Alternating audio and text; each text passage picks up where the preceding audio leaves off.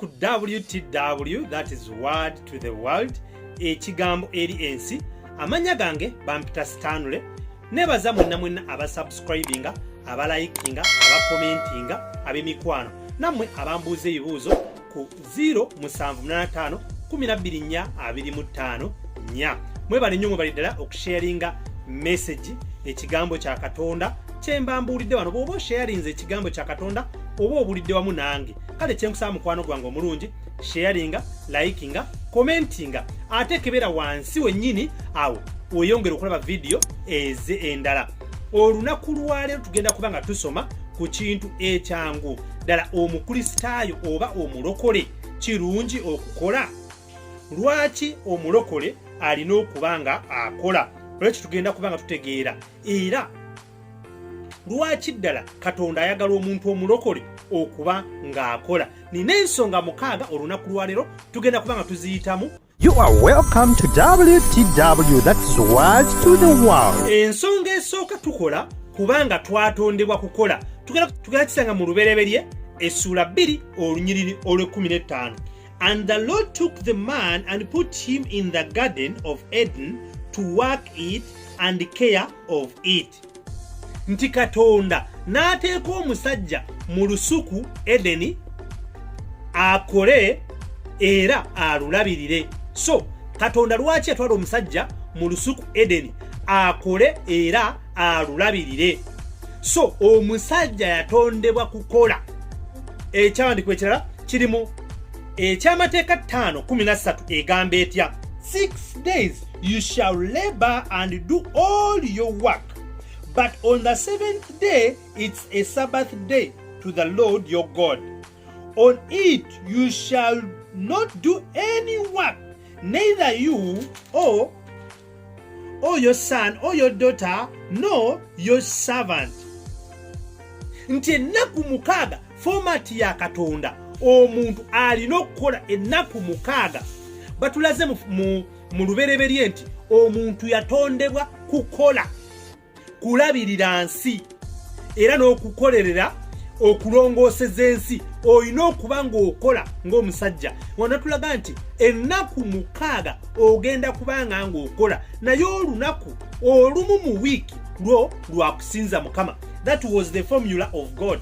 Wali olina okukola ennaku 6 owummule olunaku lumu. Naye ffe twabikyusa tusaba ennaku 6 ne tukola olunaku lumu. Ekyo si bwe kirina okubeera.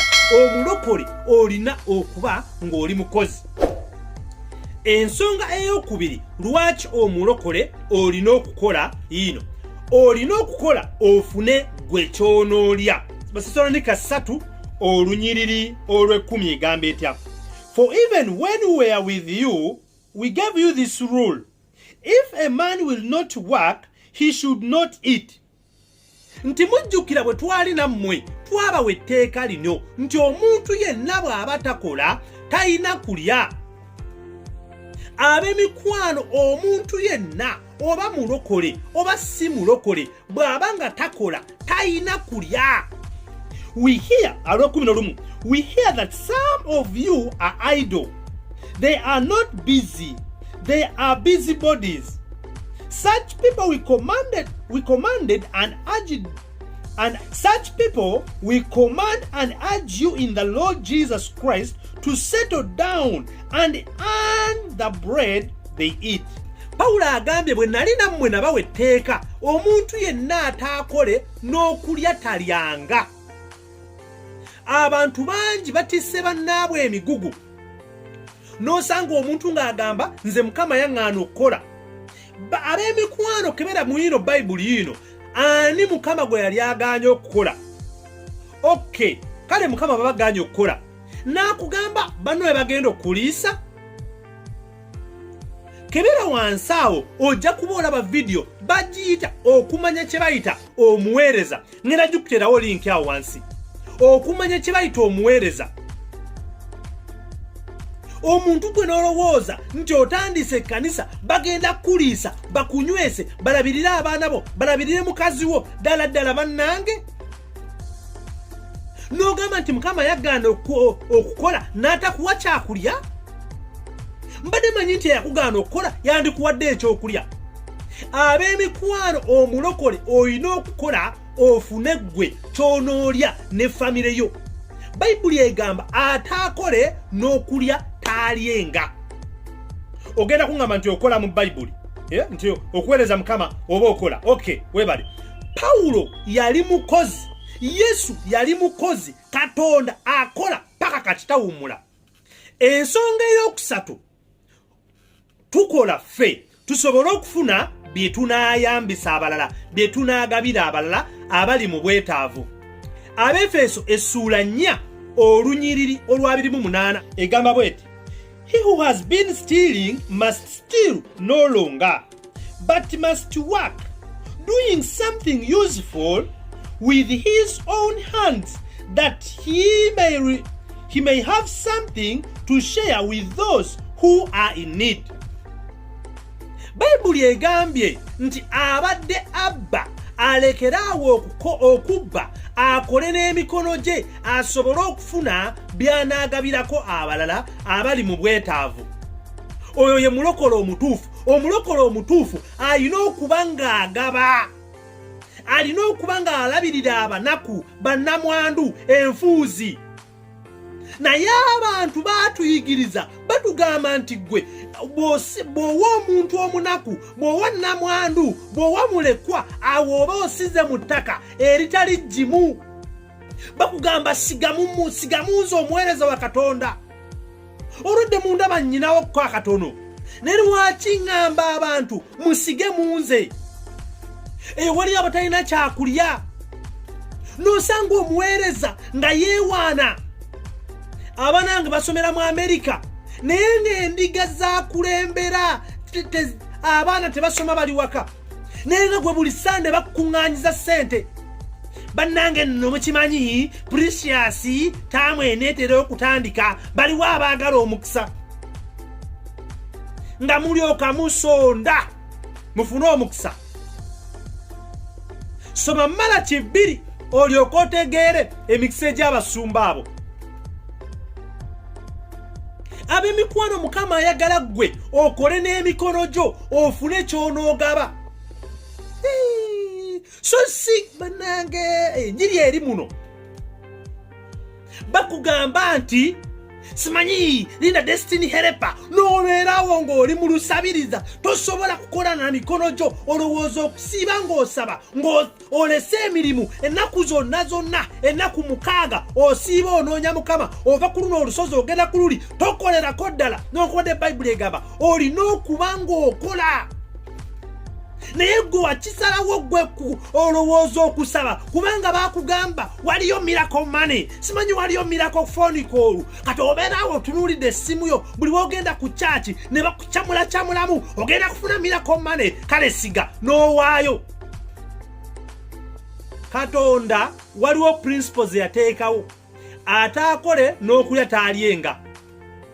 N'agamba nja kuwa omukisa emirimu gy'emikono gyo. Bw'onoobeera ng'emirimu osaba busabi oba okola ki oba otudde butuuzi tojja kufuna. Olina okukola n'emikono gyo, ye Mukama akuwa omukisa. Mukama abuuza omukisa nguteekewa, nagamba ngenda kuwa emikisa emirimu gy'emikono gyo, abuuza nguteekewa. Abuuza nguteekewa tokola. Olinda miracle money. Enjiri ziri eyo, simanyi miracle money.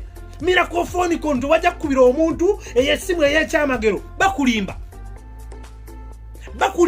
Genda okole ofune ky'onoogabira abalala. Lwaki olowooza abalala balina gabira ggwe? Lwaki si gwagaba? Weekyaweko naawe. Mulokole kyawe embeera. Nabagamba okyawe embeera simanyi bagamba okyawe embeera mulokole. Ne kati kyawe embeera ey'obunafu. Kyawe embeera ey'obunafu mulokole. Lwaki obeeraawo bakubuulira enjiri eziri fake ez'aba destiny helpers? Simanyi waliwo weetaaga omuntu omu mu bulamu agenda okukwata ku mukono weerabire ennaku yo. Ani agambye? Lwaki si ggwe abeera destiny helper? Annange Nobeerawo Mukama Katonda kwegayirire bambi lera destiny helper wange. Lwaki sigwe akola obere destiny helper oyo omunaku oli mulema kiki naye oli mulema kibuuzo Stanley Sirika ensonga eyokuna lwaki tulina okukola kubanga betwalagirwa okugoberera baali bakola. Katugende mu Makko essula 6 olunyiriri olwokusatu egamba etya. Makko 6 olunyiriri olwokusatu egamba etya. Nga Abafalisaayo babuuza Yesu, isn't this the carpenter? Ndono siye mubazi. Isn't this Mary's son, the brother of James, John, Judas and Simon? Aren't his sisters here with us? Abafalisaayo babuuza Yesu nga abasusseeko mu kukola ebyamagero ate nga yali mukozi nga abasusseeko babuuza ono siye mubazi, ono siye yali atukolera ebitanda. Yesu yali mukozi naye babuuza bannange ono siye mubazi w'ebitanda, ono siye yankolera akameeza, ono siye muganda wa Yakobo, ono siye muganda wa Yozefu, ono siye muganda w'abaana abawala betwawasa. Naye babuuzizza nti ono si omubazi w'ebitanda, ono siye kapenta omubazi. Babuuza Yesu yali mukozi. Abakolinso ekisooka essula 11 olunyiriri olusooka egambye etya. Follow my example as I follow the example of Christ. Tulabye nga Yesu yali mubazi. Yali mubazi wa bitanda butebe na ki. Naye ate nga Yesu yali muweereza kubanga olw'omulimu gwa Yesu gwe yajja okukola mu nsi y'ensonga lwaki ensi yonna eri mu kulokoka. So Paulo agambye follow my example as I follow the example of Christ. Example of Christ yali akola. Ye Paulo eyawandiika kumpi kwota ya Bayibuli ye yali akola. Basesalonika ekisooka 2:9 egamba etya. Surely remember, brothers, our toil and hardship. We worked night and day in order not to be a burden to anyone while we preach the gospel of God to you. Abooluganda mujjukire okubonaabona kwaffe. Twakola ekiro n'emisana ng'ate bwe tubuulira n'enjiri tuleme okubeera omugugu eri mmwe endiga. Paulo yasinga okuwandiika ebitabo ebingi mu Bayibuli. Paulo yakolanga emisana n'ekiro. Agambye ensonga ki eyamuleetera okukolanga emisana n'ekiro. Agambye aleme kutikka ndiga mugugu oba aleme kutikka bagoberezi mugugu gwe. Gwe muweereza ali eyo kiki kyokola? Oba olowooza kyaki ye bizinesi? Kanjogere n'abaweereza abapya abagenda okujja. Ab'emikwano gwe muweereza agenda okusituka, gwe muweereza omupya tolowooza nti endiga z'ogenda okuba enseke. Nedda. Omuweereza kitegeeza gwe agenda okubaweereza so si ndiga okuweereza. Bw'obeera ng'olunda ente si ze zikuliisa. Gwe ng'oli musumba w'ente, ente si ze zikuliisa. Wabula bw'oba oli musumba w'ente, gw'omusumba ye gwe aliisa endiga oba ente. Agambye Paulo yakolanga emisana n'ekiro nga tayagala kutikka mugugu. Waliyo eyo abagala okutikka emigugu gyabwe endiga. Abaweereza batandika bannange Mukama. Omulokole n'ava ewaka nga munakuwavu. Talina omwana, talina kyakulya, omwana talina kyanaalya, naye nga sente bamugambye aleete bagenda musabira omukisa. Ab'emikwano okuwaayo si kibi. Era ensonga lwaki ndi mu kusoma wano. Giving is not bad. but there is how you should give. Mukama ayagala nnyo oweeyo nga famire yo nsanyufu, ng'abaana bo balina ekyokulya, nga famire yo eyina ekyokulya, ng'olabiridde abalwadde, olabiridde bannamwandu, kati oweeyo era. Mukama ayagala oyambe, naye nga naawe oli bulungi. Tekitegeeza nti gwe sigala ng'oli munakuwavu oweeyo ate nedda. Mukama naawe akwagala obeera obulungi. Pawulo agambye yakolanga emisana n'ekiro. Gwe buuza Priscilla na Aquila. Baali bakozi ba tenti oba weema nga bazitunda bafunemu ssente. Tebaayagala kutikka muntu mugugu. Abantu bambala amasuuti agamasamasa ne bagenda mu kyalo ng'apangisizza emmotoka mu kibuga n'agituusaawo n'alyoka agamba endiga mpulira amafuta g'emmotoka. Omuntu gw'ogamba emmotoka mu kyalo tamanyi na ngeri gye bagula gaali. No bagamba kale mufulume buli agenda okuteeka amafuta mu mmotoka eyo agikwateko agirangirire. Emmotoka bw'eneeba eseeyeeya ku nguudo nga ngivuga naawe ebyo bijja kuba biseerera, bizinesi zo zijja kuba zikulukuta. Emmotoka bw'enaaba ngivuga ng'ekulukuta naawe bizinesi zo ezigenda kuba. Ab'emikwano, lwaki njogerera wano?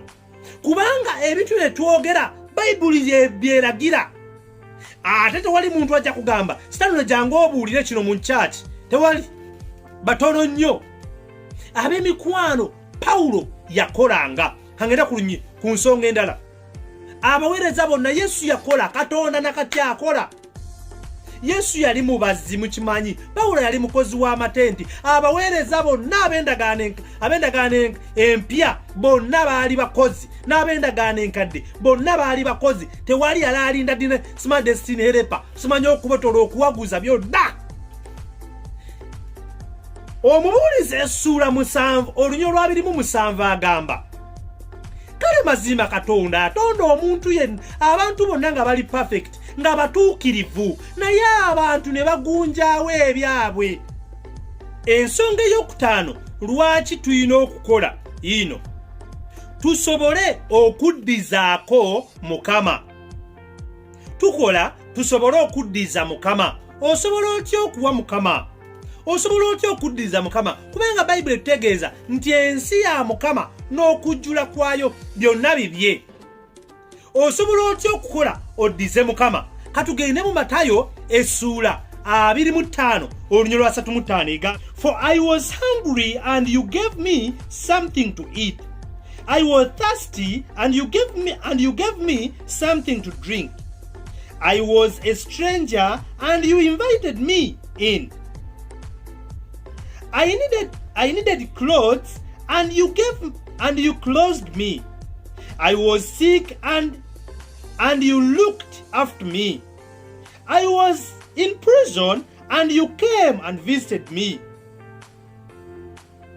Then the righteous will say to him, Lord, when did we see you hungry and we feed you, or thirsty and gave you something to drink? When did we see you stranger and invited you in, or needing clothes and we clothed you? The king will reply, I tell you the truth, whatever you did for the one of the least of these brothers of mine, you did it for me. Yesu n'abagamba nti mwandaba nga ndi bwereere ne mutanyambaza, mwandaba nga ennyonta ennuma ne mutanywesa, mwandaba nga enjala ennuma ne mutandiisa. Abantu ne babuuza Yesu, twakulabako ddi ng'oli bwereere ne tutakwambaza? Twakulabako ddi nga tolina kyakulya ne tukuwa ekyokulya? Twakulabako ddi ng'oli mu kkomera ne tukukyaza? Twakulabako ddi ye ng'obonaabona ne tukuyamba? Yesu n'abagamba omuntu yenna eyakolera oyo asembayo, oyo omunaku, oyo abonaabona, yenna gwe kye wamukolera wali okikolera nze. Engeri entuufu ey'okuwa Mukama gwe kulabirira oyo omunaku, okuyamba omunaku oyo talina kyakulya, okuyamba oyo omulekwa talina bitabo, okulabirira abanaku bannamwandu bamulekwa, oba owadde direct Katonda naye enjiri etubuulirwa etugamba abo tubaleke. Siga mu musajja wa Katonda, siga mu nabbi wa Katonda, siga ndi nabbi wa Katonda yensigo enjimu. Kati bana abanaku yo nsigo si ttaka jjimu, ndi abanaku si ttaka jjimu, abaweereza ba Katonda yo ttaka jjimu. Kati nti bw'osigamu mu mafuta oba ogenda kufuna nnyo. Nange si kituufu ab'emikwano, oba oyagala kuwa Katonda wa oyo omunaku. Proverbs 19:17 egamba etya? He who is kind to the poor lends the Lord, and he will reward him for what he has done. Egambye nti oyo ayamba omunaku awola Katonda. Oyagala kulaba engeri gy'osobola okuwa engero 19:17 egambye oyo ayamba omunaku awola Katonda, era Katonda ali musasula olw'ekyo kyakola. Oyagala kuwa Katonda, oyagala kumanya engeri entuufu gy'owa Katonda, si kuwanze omuweereza wa Katonda, nedda. Bannange nze nnyina ekyokulya ekitonotono, waliyo atalina kyakulya, waliyo omwana oyo ali ku nguudo, bakugambye nti oyo si ttaka jjimu. Kale yes, naye okuwanza oba otomedde. Bayibuli egambye awa omunaku abaawoze Katonda.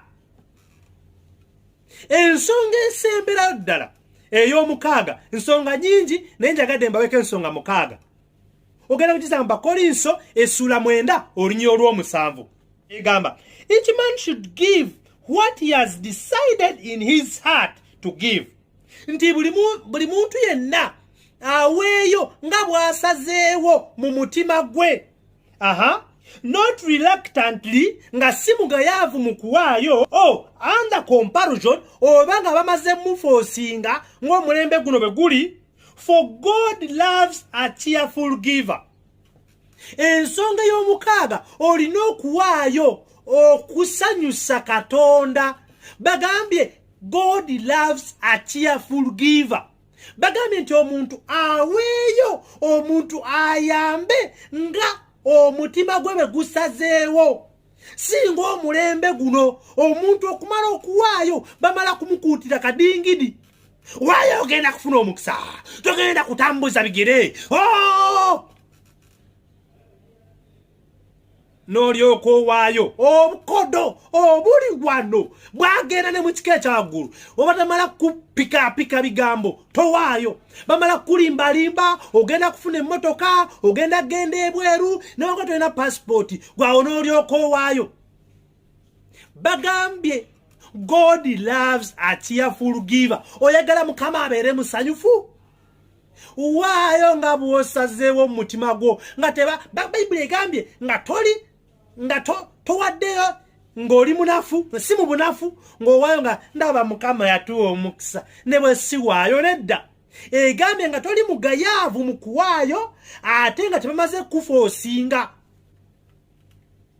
Bantu bangi babagamba waliyo abasumba eyo bamanyi okubuulira okuwaayo, era babapangisa bajje babuulire okuwaayo basobole okuŋŋaanya ssente nnyingi. Ekyo kyonna kikolebwa n'owaayo kubanga bakuwaze, bakuwaliriza, n'owaayo kubanga bamaze kusuukunda.